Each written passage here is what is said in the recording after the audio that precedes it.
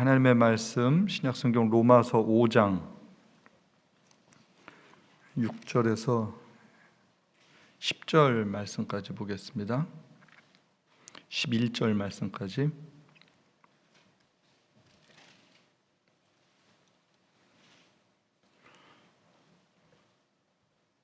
로마서 5장 6절에서 10절 화면에 있는데 여러분 같이 보십시오.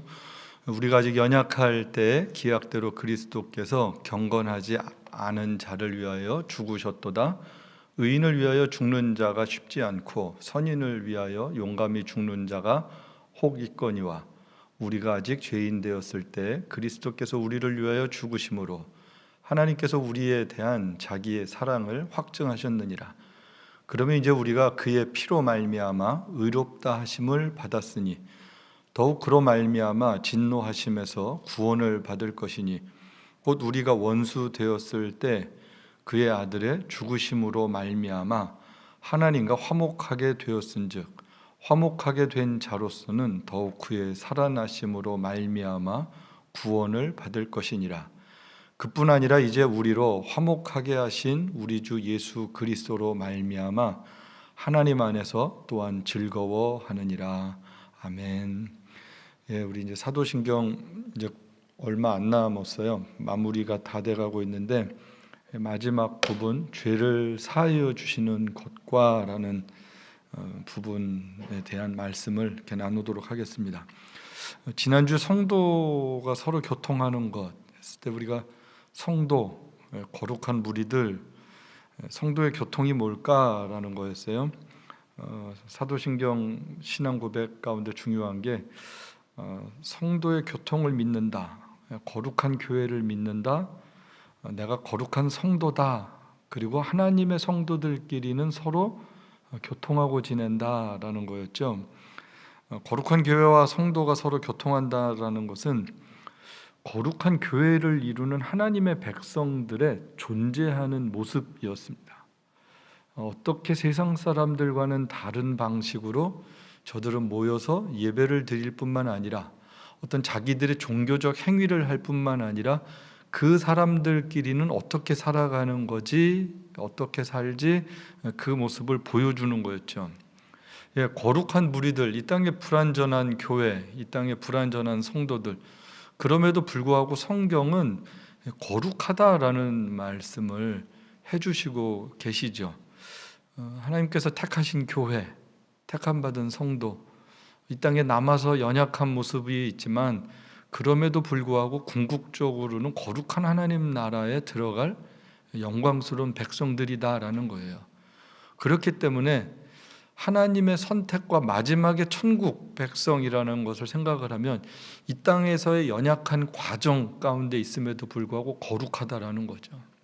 궁극적으로 거룩한 그 나라에 들어가는 것, 그렇습니다. 그래서 저와 여러분이 거룩하고요, 거룩한 성도들의 교통함은 이 땅 가운데 있으면서 굉장히 중요한 거였어요. 그래서 제일 시작은 하나님 안에서 교통하는 거였고요, 하나님 안에서의 교통은 한 몸으로 인식하는 거였죠. 나는 포도나무고 너희는 가지다. 그리스도 안에 모두가 다 함께 연합되어서 살아가는 삶의 모습, 그게 하나님 안에서 교통이었고요. 또한 실천적인 성도의 교통은 어떻게 보면 하나님 안에서의 교통은 우리의 존재라면 실천적인 성도의 교통은 굉장히 유기적인 관계를 맺는 거죠. 서로 섬기는. 안디옥 교회가 예루살렘 교회에 경제적인 어려움이 있을 때 섬겼고요. 성도들의 쓸 것들을 서로 공급하라. 그 공급할 때 할 때 그 나눔, 디아코니아, 이게 같은 의미였어요. 히브리서에서도 보면 선을 행하며 서로 나눠주는 것 분명히 말씀하고 있어요. 섬김을 통하여서 성도들은 교통한다라는 거예요. 대접받는 게 아니고요, 대접받으면서 교통하는 게 아니라 서로 섬김을 통하여서 교통이 이루어진다. 두 번째는 공감이었죠. 함께 울고 함께 웃고 함께 즐거워하고 함께 행복한 삶. 다른 삶이 아니라 같은 삶이에요. 같은 삶. 그의 기쁨이 나의 기쁨이 되고요, 그의 슬픔이 나의 슬픔이 되는 그 공감. 그럴 때 진짜 교통이 있죠.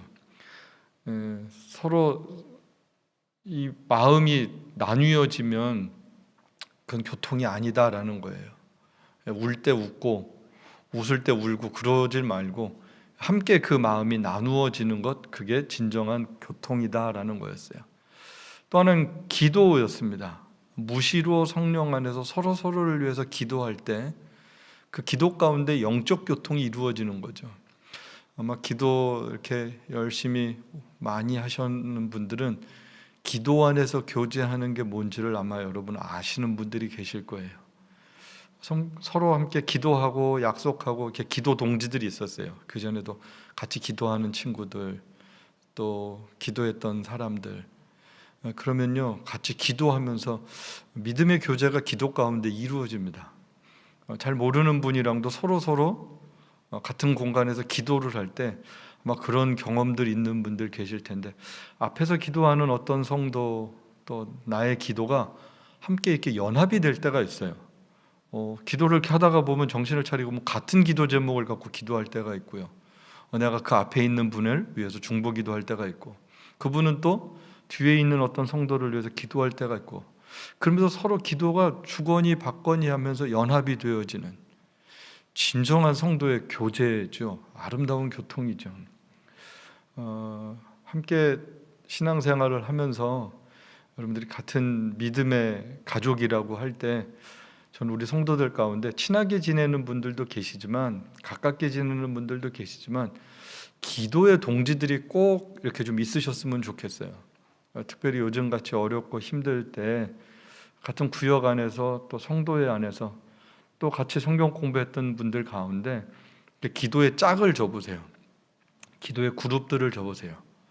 그래서 같이 기도하는 거예요. 그냥 서로를 위해서 기도하고 기도 가운데 떠오르고 하나님이 주시는 마음을 따라서 기도하다 보면 그 기도 가운데 굉장히 깊은 교제들이 이루어집니다. 그런 기도의 교제 가운데 있다가 직접 만나면요, 할 말이 참 많아요. 그리고 그 기도를 하나님께서 어떻게 응답하셨는지를 서로 또 확인하게 되죠. 또 경험하게 되죠. 놀라운 하나님의 그 은혜들을 아마 아시게 될 겁니다. 그래서 우리 부탁을 드리기는 우리 성도들이 그런 기도 가운데 교통이 있게 되기를 정말로 좀 부탁을 드리고요. 결국은 성도의 교제를 믿는다, 교통을 믿는다는 말씀은 나는 모든 사람을 사랑하며 사는 존재임을 믿습니다. 이 고백이에요. 그러니까 너무 아름다운 고백이죠. 오늘은 죄를 사하여 주시는 것과라는 부분이에요. 이 고백에는 두 가지 의미가 있어요. 죄를 사하여 주시는 것을 믿습니다라는 것은 하나는 나의 죄인됨을 믿습니다라는 거고요. 하나는 나의 용서받음을 믿습니다라는 거예요. 그러니까 죄와 용서, 이 두 가지를 분명하게 고백하는 내용이 죄를 사하여 주시는 것을 믿사오며 이 내용입니다. 현대는 포스트 모더니즘 시대 이러잖아요. 무슨 개념이냐면 절대적인 가치를 다 부정하는 거거든요. 다 상대화시키는 거예요. 그러다 보니까 죄를 죄로 여기지 않는 풍조가 점점 만연해지고 있습니다. 이게 왜 죄야? 이런 질문을 하죠. 그냥 질문을 하는 정도면 괜찮은데 이게 왜 죄야? 라고 이제 싸우고 자고 덤비고 따지고 이제 반박하고, 그전에는 말도 안 되는 이야기들이었는데 지금은 그걸 막 반박하고 그런단 말이죠. 그냥 선한 양심을 거부하는, 어떻게 보면 포기하는 그런 시대를 살고 있습니다. 그냥 오랜 전통에 대해서 저항하는 이런 분위기가 아니고요. 하나님이 주신 보편적인 이성, 선한 양심, 하나님의 의에 대한 가치들을 파괴하는 사조들이 만연해 있는 거죠. 그리고 그런 사람들이 많아졌고요. 그런 사람들이 득세하게 됐어요. 힘을 갖게 됐어요. 세력화하고. 그러다 보니까 죄와 선, 의, 불의 이런 거에 대한 개념들이 없어지고 있다라는 것이에요. 예, 어떻게 보면 이런 게 무서운 시대입니다. 뭐 다른 게 무서운 게 아니라 죄를 죄로 여기지 않는 시대가 무서운 시대라는 것이죠. 이런 시대적 사상 속에서 사도신경은 죄를 용서해 주시는 것을 믿습니다라는 고백을 우리에게 알려주고 있다라는 거예요. 만약 죄를 죄로 여기지 않으면 용서가 필요치 않거든요. 용서는 죄인들에게 해당되는 건데 이게 왜 죄야 이렇게 따지고 들면 그 사람은 용서를 구하지 않는 거예요. 용서가 필요치 않다라는 거예요. 죄인인 걸 알아야 잘못했습니다도 알고 용서해 주십시오 회개도 할 줄 아는데 이게 죄인지를 모르면 회개도 용서도 없죠. 그래서 더 비참한 상황이 어떤 거냐면 죄가 죄인 줄 모르는 시대가 가장 비참한 시대입니다. 악이 악인 줄 모르는 거예요. 그러니까 이게 다 양심이 선한 양심이 다 화인 맞은 거예요. 그게 다 타서 없어져 버렸어요. 그래가지고 죄에 대한 자각도 없고 깨달음도 없고 뉘우침도 없고 다 자기 하고 싶은 대로 소견대로 살고 그러면서 의에 대한 그런 감각이 없어져 버린 그런 세대가 무서운데 여러분 지금이 그런 것 같지 않으세요? 지금이 그런 시대가 됐습니다. 이런 시대 가운데 우리가 죄에 대한 고백을 하는 것은 굉장히 소중한 거예요. 여러분 만약에 나는 죄인이 아니야 이렇게 고백한다면 성경은 뭐라고 여기에 대해서 답을 할까요? 요한일서 1장 8절 한번 보실까요? 만일 우리가 죄가 없다고 말하면 스스로 속이고 또 진리가 우리 속에 있지 아니할 것이요. 나 죄 안 졌어 죄인 아니야 그러면 그게 스스로 속이는 거래요. 여러분 우리의 죄인됨을 누가 제일 잘 알아요? 사실 우리가 잘 알거든요. 뭐 내가 제일 잘 알지 뭐 누가 잘 알겠어요. 근데 나 죄인 아니야 그러면 자기 자신을 속이고 다른 사람도 속이는 거고 결국은 진리가 우리 속에 있지 않다라고 지금 성경이 말씀하고 있습니다. 우리 자신을 속이는 죄 그게 어떤 걸까? 나 죄에 안 졌어 이 이야기죠. 반대로 성경은 죄를 고백하면 하나님은 우리에게 어떤 은혜를 베푸시는가라는 거예요.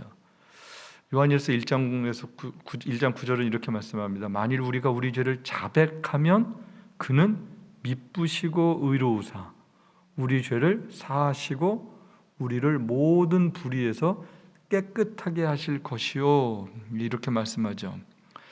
하나님이 어떤 분이신가? 하나님은요 죄를 자백하면 하나님은 용서해 주시는 분이십니다. 성경에 나오는 하나님 용서해 주시는 하나님이세요. 그뿐만 아니라 모든 악한 것으로부터 우리를 어떻게 하신다고요? 깨끗하게 하신다. 여러분 깨끗하게 하셨다라는 것은 이건 완전히 새로운 피조물이 된 거죠. 너희 죄가 주홍같이 붉을지라도 눈과 같이 희어진다. 양털과 같이 깨끗하게 된다.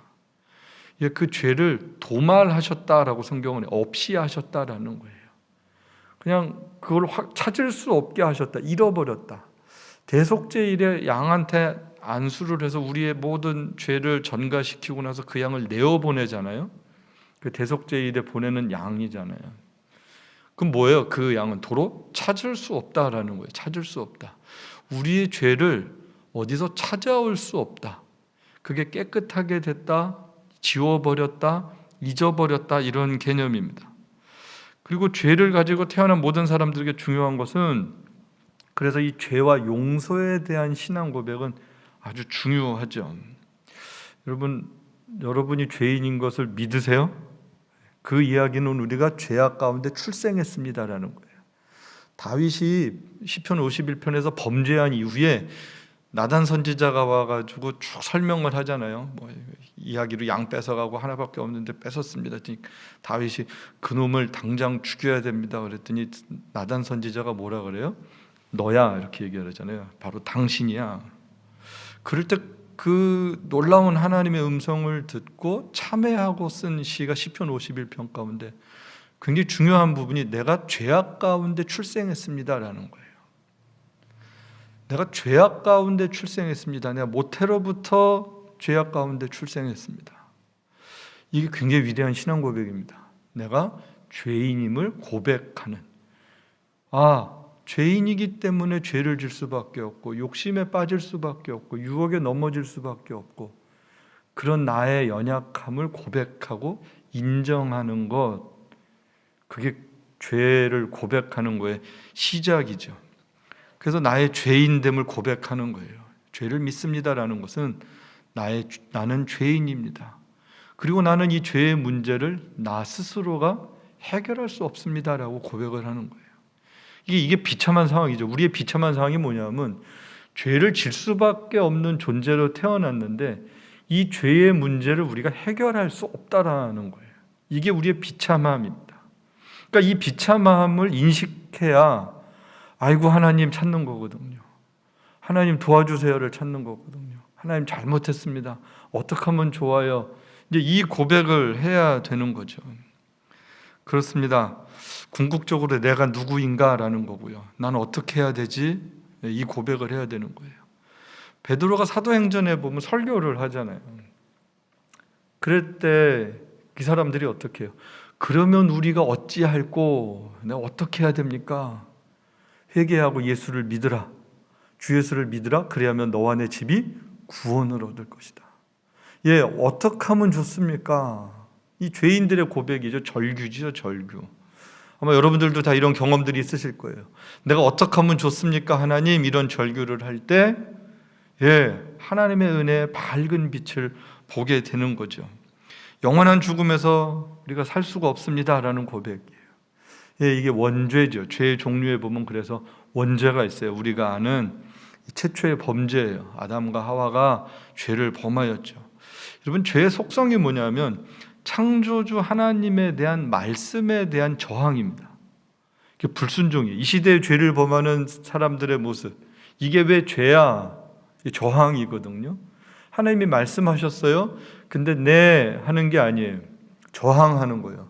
먹으면 죽어. 그랬더니 진짜 죽을까? 고민하는 거예요. 저항입니다. 저항.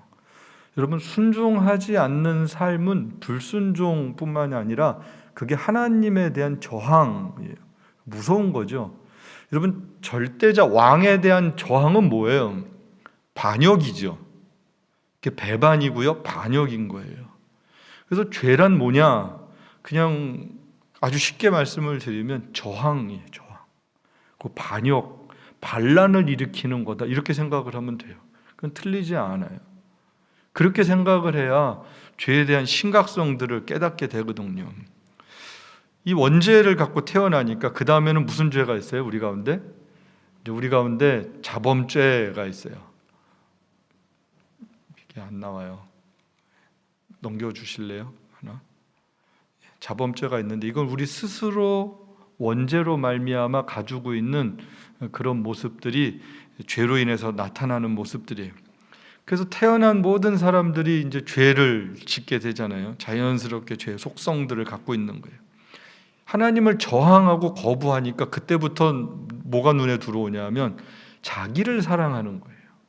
자기를 사랑해요.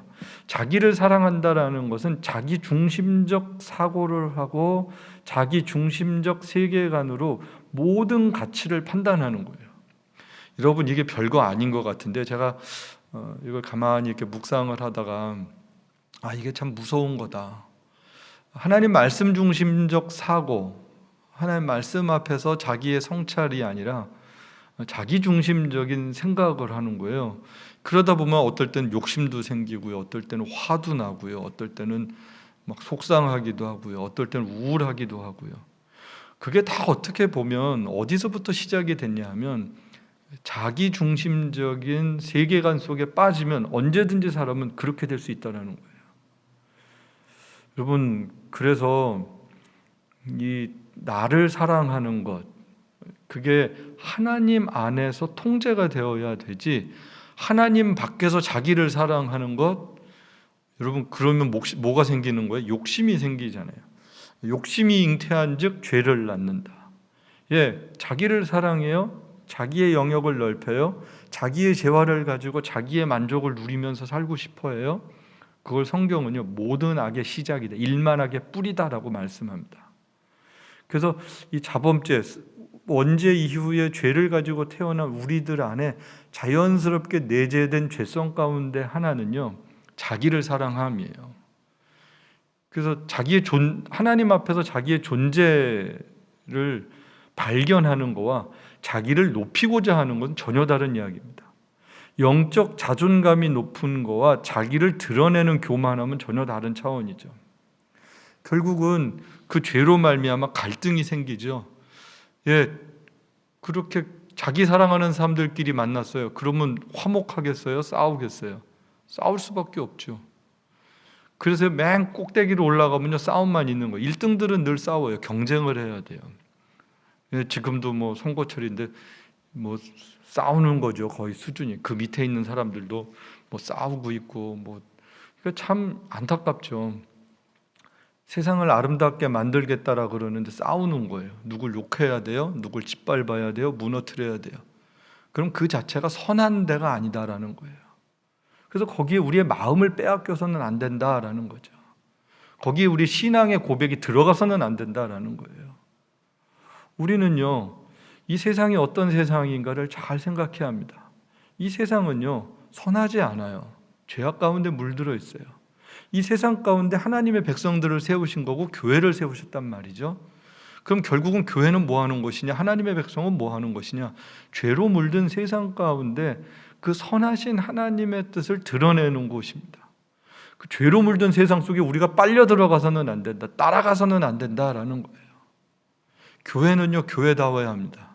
성도는 성도다워야 합니다. 그래서 하나님 나라의 가치를 가지고 세상을 보는 거룩한 눈들이 있어야 되죠. 거룩한 시각들이 있고 마음들이 있어야 되는 거죠. 이 세상은 그래서 심판받는 거예요. 범죄의 결과가 그래서 뭐로 나타나는 거예요? 죄의 싹은 사망입니다. 이 사망, 삼중적인 죽음, 제가 뭐 자주 말씀을 드려요. 1차적인 죽음은 뭐예요? 하나님으로부터 분리된 거예요.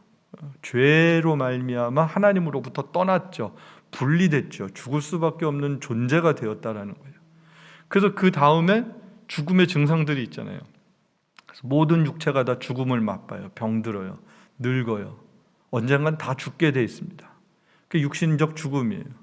그리고 마지막 영원한 죽음이 있잖아요. 심판을 받는 죽음이 있잖아요. 지옥 가는 죽음이 있잖아요. 이 세 가지 죽음, 결국은 이게 다 뭐로 인해서 우리 가운데 있게 된 거예요? 죄로 인해서 있게 된 것이다 라는 거예요. 그럼 어떻게 하면 이 죄의 문제를 극복할 수 있을까? 오늘 본문 로마서 5장 6절에서 10절 말씀에 보면, 저게 길지만 여기 보면 중요한 단어들이 나와요. 그리스도께서 죄인들을 위하여 죽으셨다라는 부분입니다.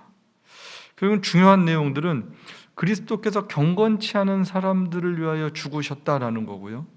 또 그의 피로 말미암아 우리가 의롭게 되었다라는 부분이고요. 또한 그 예수로 죽으심으로 말미암아 하나님과 우리가 화목하게 되었다라는 거예요. 여러분, 여기 아주 중요한 내용들이 있죠. 경건치 않은 자를 위해서 죽었다.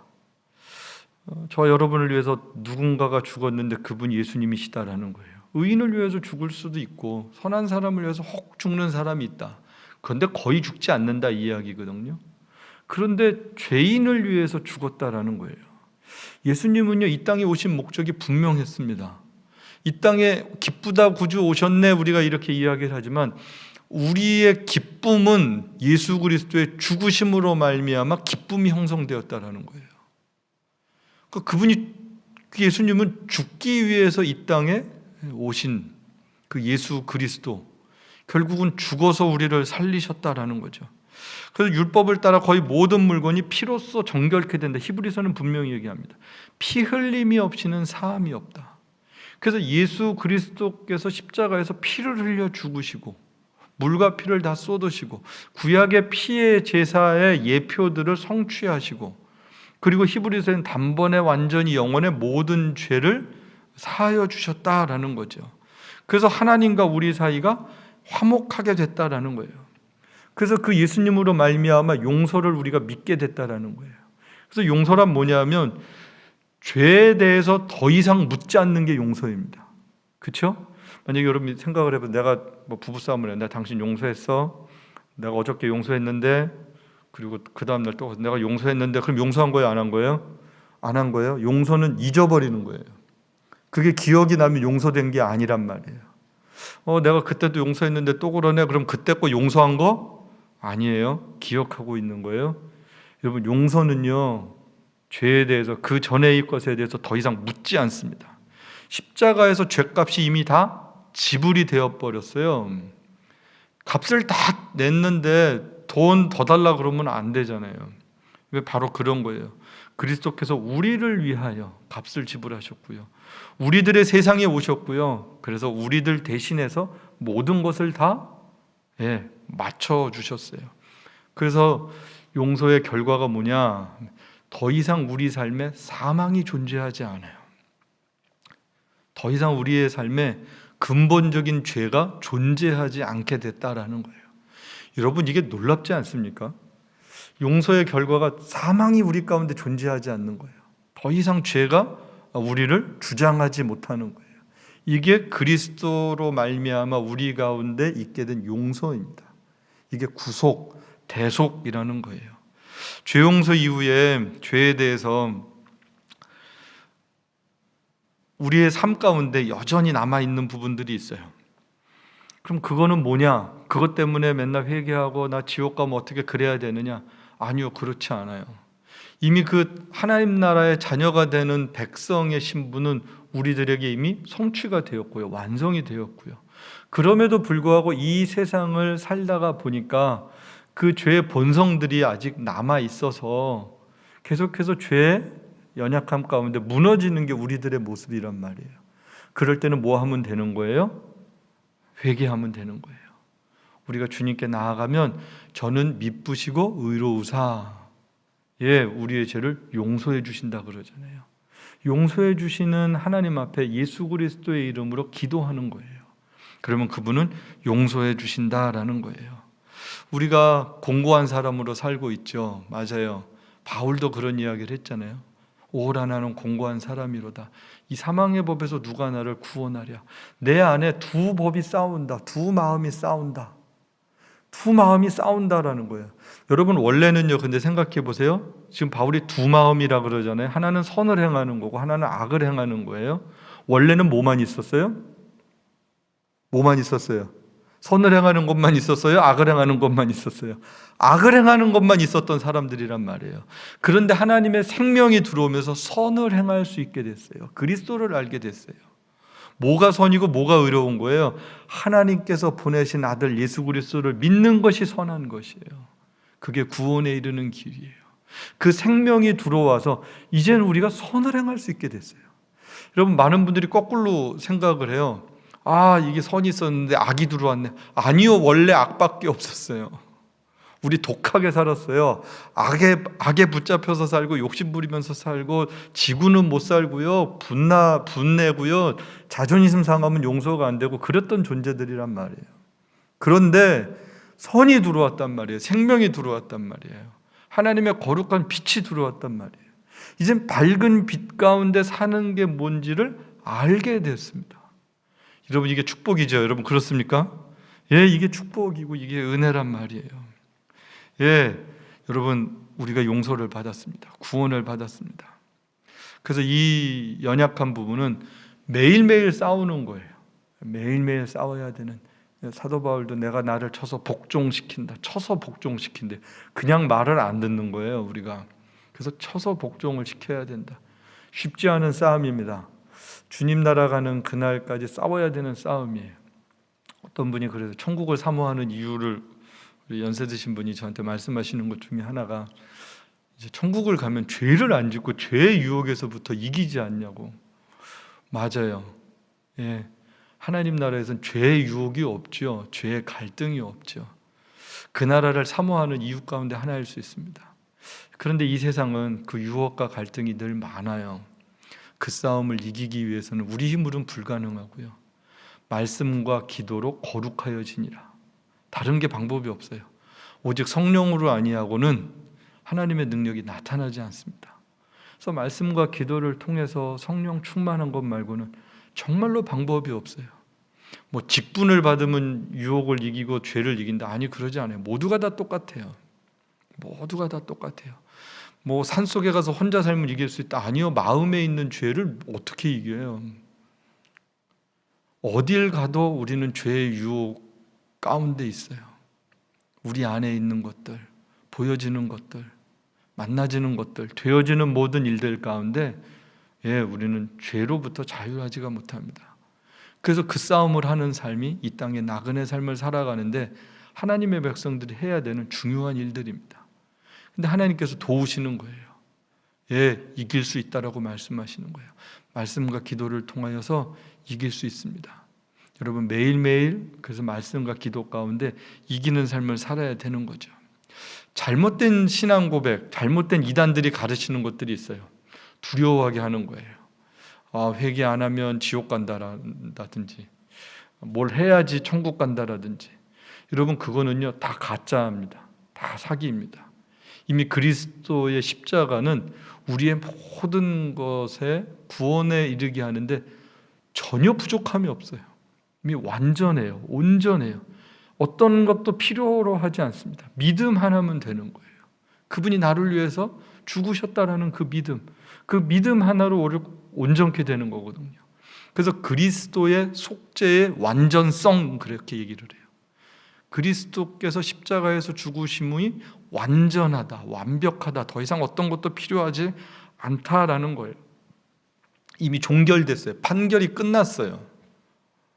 우리가 용서함 이렇게 선언을 받았단 말입니다. 거룩함 이렇게 인침을 받은 거예요. 하나님의 자녀 이렇게 하나님이 선택을 해주신 거예요. 그럼 그건 끝났어요. 그런데 뭘 해야지 된다, 안 그러면 나 지옥 갈 것 같아. 여러분, 그거는요 그리스도의 십자가를요 무시하는 거고요, 멸시하는 거예요. 이미 주님이 다 십자가에서 값을 치렀는데 뭐가 더 부족한 것처럼 내가 뭐를 해야 된다 그러면, 여러분, 그 참 얼마나 황당한 일입니까? 그 십자가를 업신여기는 일이죠. 여러분, 그래서 그런 거에 속으시면 안 돼요. 막 뭘 해야지 천국 간다, 뭐 마지막까지 뭘 하지 않으면 죽기 전에 무슨 악한 영이 오고 천사가 오는데, 어느 분이 책에다 그렇게 써놓고 그냥 그걸 보고 참 이 사람 목사가 아니구나. 그 죽을 때 악한 게 와서 우리를 끌고 간대요. 믿음으로 잘 살지 않으면. 그럼 하나님의 선택과 하나님의 주권은 거기에는 없어요. 내가 뭘 해야지 천국 가는 거예요. 여러분요, 천국은요 내가 뭘 해서 가는 데가 절대로 아닙니다. 여러분, 그러세요? 믿음으로 가는 곳이죠. 은혜로 가는 곳이죠. 하나님의 선택에 의해서 붙잡힌 바 돼서 가는 것이죠. 그게 영원한 하나님 나라 백성된 거죠. 그래서 당당한 거예요. 흔들리지 않는 거예요. 그 믿음이 견고해서 이 세상을 이기는 거란 말이에요. 여러분, 잘못된 그런 이단 사상들에 여러분 현혹되지 마세요. 뭐 오늘 죽으면 천국 갈 자신 없는 분들 용감하게 손들고 그러면 안 된단 말이에요. 그럼 뭘 하면 자신 있어요? 여러분, 뭘 해야 자신 있게 천국 갈 수 있겠어요? 성경 100번 보면 천국 간대요? 40일 금식 기도해야 천국 간대요? 아니요, 안 그런 거예요. 그건 하나님 사랑해서 하는 거예요. 하나님 사랑해서.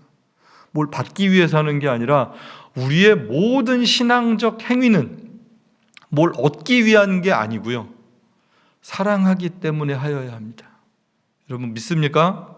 사랑해서 예배가 기쁜 거고요, 사랑해서 헌신할 수 있는 거고요, 사랑해서 우리가 하나님 앞에서 귀한 일들을 할 수 있는 거예요. 다른 어떤 게 아니에요. 폼나라고 하는 것도 아니고 누구 보라고 하는 것도 아니고 이렇게 해서 내 무슨 공력을 쌓는 것도 아니고 상급을 쌓으려고, 그건 말도 안 되는 소리고요. 여러분, 그런 게 아니란 말이에요. 죄 용서받은 그 은혜가 커서 하나님 사랑합니다, 감사합니다, 그리고 우리가 믿음의 삶을 산단 말이죠. 그래서 용서받은 자의 삶이 있어요. 용서받은 삶은 정말 주님 주시는 마음으로 살아가는데 즐거움으로 살아갑니다. 로마서 5장 아까 10절 말씀에도 보면 하나님과 화목하게 되니까 즐거워하느니라 그러잖아요. 즐거워하느니라. 여러분, 예수님 믿고 사는 삶은요 즐거운 삶입니다. 천국이 보장되고 약속되어 있는 삶이기 때문에 두려움이 없어요. 그래서 용서받았다, 구원받았다, 하나님과 화목하다. 여러분, 그 결론이 뭐예요? 즐거움으로 나타나야 됩니다. 신앙생활은 즐거워야 돼요. 교회 생활을 즐거워야 돼요. 성도의 만남이 즐거워야 돼요. 구역 모임이 즐거워야 돼요. 봉사가 즐거워야 돼요. 여러분 혹시 즐겁지 않고 버거울 때는 그냥 내려놓고 잠깐 쉬면 돼요. 요즘에 다 쉬고 계시죠? 봉사나 섬김이나 웬만한 건 좀 다 쉬고 있잖아요. 이 기간에요, 즐거움을 회복하셔야 합니다. 내적인 즐거움을, 용서받은 즐거움을 이게 회복이 되어져야 되는 거예요. 그래서 이 즐거움으로 주님 앞에 살아가길 소망합니다. 이런 기도들이 있어야 되죠. 두 번째는요, 감사함이에요. 데살로니가전서 5장 18절은 항상 기도하라, 항상 기뻐하라, 쉬지 말고 기도하라, 범사에 감사하라. 이는 너희를 향하신 하나님의 뜻이니라. 그렇죠. 구원받았으니까 즐겁고 감사하죠. 감사가 너희 안에 넘치게 하라. 이게 하나님의 백성들이 살아가는 아름다운 모습들입니다. 이미 구원받았으니까 감사할 수밖에 없잖아요. 또 하나는요, 용서예요. 우리가 용서받았잖아요. 그럼 용서하고 사는 거예요. 마태복음 18장에 나오는 스토리 아시죠? 1만 달란트, 만약에 한 10억을 빚을 탕감을 해줬는데, 100만 불을 탕감을 해줬는데, 자기한테 어디 한 1000불, 10,000불 빚진 사람 만났는데 막 못되게 하고 못 살게 굴고 그러는 거잖아요. 주님이 말씀하시잖아요. 내가 너를 불쌍히 여겼는데 네 친구를 불쌍히 여기면 안 되겠니? 이게 주님의 마음이었습니다. 주님의 말씀이었습니다. 그렇게 하는 게 마땅하다라고 말씀하시죠. 마땅하다. 그렇게 하는 게 당연하다. 주님이 우리가 어떻게 해결할 수 없는 죄의 문제를 해결해 주셨다면, 우리의 삶의 작은 문제들로 인해서 일어나는 수많은 일들, 그 용서하는 게 마땅한 거 아니냐? 주님 이렇게 말씀하세요. 주기도문에서도 주님 가르쳐 주시잖아요.